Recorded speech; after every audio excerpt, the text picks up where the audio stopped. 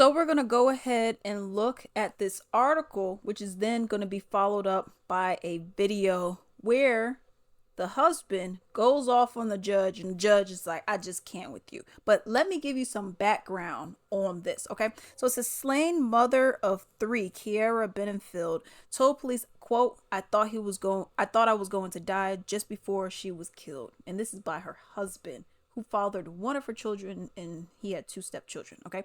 This is from 2022, but the video I'm about to show you after this is from recently. This is just background. It says, a tragic mom of 3 allegedly executed by her estranged husband thought she was going to die during a savage caught on camera beatdown just days before she was killed. Kiara Benenfield, 30 years old, gave Cheektowaga police the now hunting play-by-play as she sought to press charges against her 45-year-old ex-con husband, Adam Benenfield.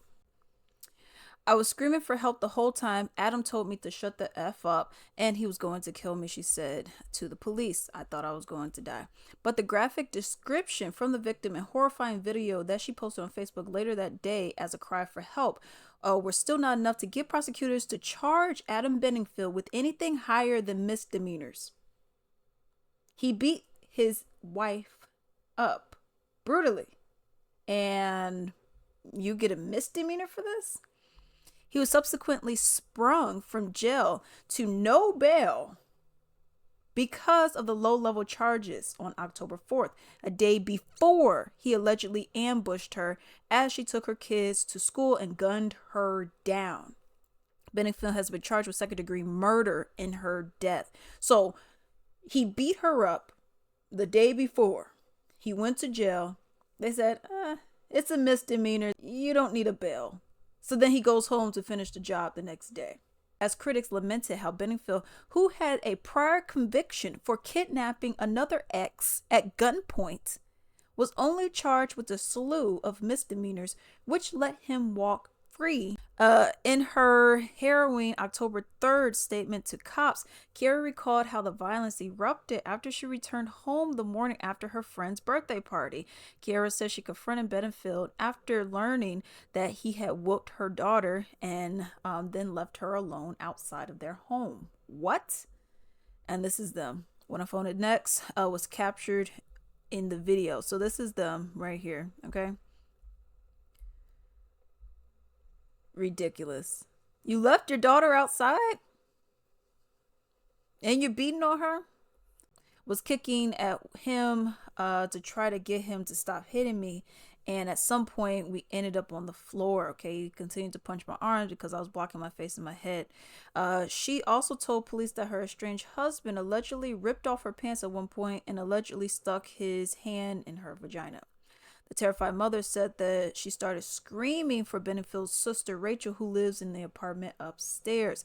Adam answered the door for Rachel, and he told her that he was not done with me and that I was not going anywhere. Adam also told Rachel that I wasn't getting out of there alive. After the sister-in-law left to alert the police, Kiara said Benenfield picked up a knife and started pacing. He then allegedly picked up multiple other knives and a box cutter. I was talking to him at the point, trying to calm him down because I was fearful for my life. I thought I was going to die, she recalled. By the time police arrived, police said Benenfield had barricaded himself in the bathroom and was self-harming with the box cutter. Police obtained an arrest warrant for Benenfield for harassment on the day of the incident. The charges were not upgraded until Kiara showed them the surveillance video. All right, so now let's get into this video that we have now. I'm here because I don't want to be here. I'm forced to be here to fight these charges. All right, thank you. You're here because the jury convicted you of brutally killing your wife. Interrupting me while I'm talking. I don't interrupt you, so why do you keep interrupting me? I know you're the judge, but okay, this supposed to be due process. Hear me out. I've heard enough of this narcissistic. You're a narcissist, well, and I'm not going to put this family. It sounds like you're a narcissist because you're talking and you're going all. Shut his microphone off, and if you keep talking, I'm going to do it without you. You'll be in there. I've heard enough from you. You killed your wife. A jury of 12 convicted A you. white jury that did not have any black jurors on there, and that's not law. That is a setup. So you want to send me out there, I'll go out there, but you know what the law is, and you haven't followed it. And neither has you, and neither has All you. right. Everybody sat here and Hear me out. Shut up. I'm not going to shut up. While Get you're him talking out of like here. that. Get me out of here. I want to apologize to these children. And I'm so sorry for some reason your mother ever ran into this guy. I wanted to tell him, but I couldn't take it anymore. How he could disregard the love of his child and his two stepchildren by taking a shotgun. And what I heard at this trial, he missed the first shot. He blew her finger off, and from my understanding, hit her shoulder. He could have stopped, and I want to tell him that, but it wouldn't have done any good. Right before this clip that we see right here, he went on for talking for like a minute and a half, literally, where he's just like, well, you know, we all lost someone special in our life. It's very upsetting. I don't know what I would do with myself. She seemed like she was a good person. Like, he was talking as though he was detached from her. I mean, like, he didn't know her. Like, this was just some rando on the street. Like, that's how he was speaking, was like, this wasn't his wife. This wasn't the mother of his child. This wasn't the mother of his two stepchildren. He'd make it seem like this is just some rando that I don't know what happened to this person, but this is your wife that after you beat her almost to death, you threatened to kill her. If the sister-in-law didn't come from upstairs or whatever, you would have just killed her right then and there. So I guess I'm confused, because you do that and then you get arrested and then you come back 24 hours later because they didn't hold her. I mean, they didn't hold him. And then you went and followed her. You knew that she was going to be dropping the kids off because you knew the schedule, obviously. Rammed your car into hers. You shot her where it hit her finger, her pinky, her hand, shot her in the shoulder.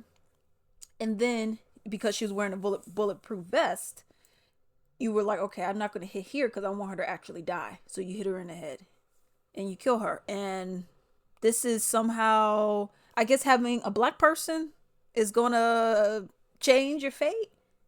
Did you think, because here's the thing, you're supposed to have a jury of your peers, which is what you had. Now he's saying, well, there was no black people in there. I'll tell you right now, if I was there, I'm taking you straight to the jails. Period. Okay. So he ended up getting a minimum of 25 years to life, and the judge said, I'm going to write. He said, that's the most I can do. He had some fines, a little over $3,000 he had to pay. If he didn't have the money, it's going to come from his jail work that he's going to be doing, but his prison work that he's going to be doing. But also the judge said, I'm going to be writing a very strong letter recommending that y'all don't let this fool out. Unfortunately, because of laws, they're not able to do it without parole options. So after 25 years, they can offer him parole, but the judge said, I'm going to try my hardest to make sure that this fool never sees the light of day. Okay. But here's the thing about all of this. The way that he is so detached. And what bothered me the most was the fact that he's going to go and say, oh, but it's an all-white jury. This ain't, I'm sorry. Police brutality cases, okay, you need some black folks up in there. You need a variety. It can't just be all white folks. But this is a cut and dry. It's like a DUI case or something. You know what I mean? In that case where you have vehicular manslaughter or even just other murder cases. This is not a racial issue. Just because you're black, that's not how this works. One, you killed another black woman, but anyways, no matter what the color is, you killed somebody else because you just wanted to kill somebody. And this person happened to be the mother of your children, of your child. I mean, what are we even talking about here? And you think that all black people are just gonna be like, well, we got to help our black people out. Now, you have some other Negroes that are like that, but this one right here, no.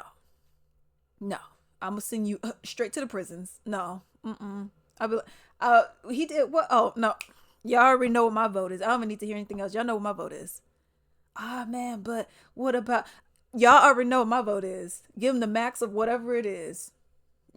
That's what I feel like should be happening, but that's clearly not happening. What's happening is you think that you get to have some special privilege because you're special or whatever. And I'm so happy that that the judge went and said, I'm so happy that the judge went and said that you're a narcissist, because even just looking at him, it doesn't. Even if this happened 2 years ago, still, but he doesn't look hurt. He's just like whatever. Like he stepped in some mud. Like, man, that's unfortunate. You murdered someone, and I'm so happy the judge was just like, I just can't with you, dude, because I don't know what you got going on, but just get out. Okay, you're being really disrespectful. You're making it seem like this woman's life didn't even matter. But let me know what y'all think about this down below.